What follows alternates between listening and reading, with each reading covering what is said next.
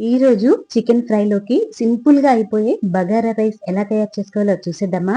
First time చేసిన వాళ్ళైనా, వంట రాని వాళ్ళైనా, ఎవరైనా సరే ఇలా ఒకసారి ట్రై చేయండి, పర్ఫెక్ట్ గా కుదురుతుంది. దీనికోసం ముందుగా నేను ఇక్కడ ఒక గిన్నెలో 2 గ్లాసుల వరకు బాస్మతి బియ్యం కడిగేసుకుని నానబెట్టుకున్నాను. ఇప్పుడు కడాయిలో కొద్దిగా ఆయిల్ వేసుకొని ఇందులోనే కొంచెం నెయ్యి వేసి కొద్దిగా వేడయ్యాక ఇందులో బిర్యానీ మసాలా దినుసులు, ఉల్లిపాయలు, పచ్చిమిర్చి వేసి కొద్దిగా వేయించుకోవాలి.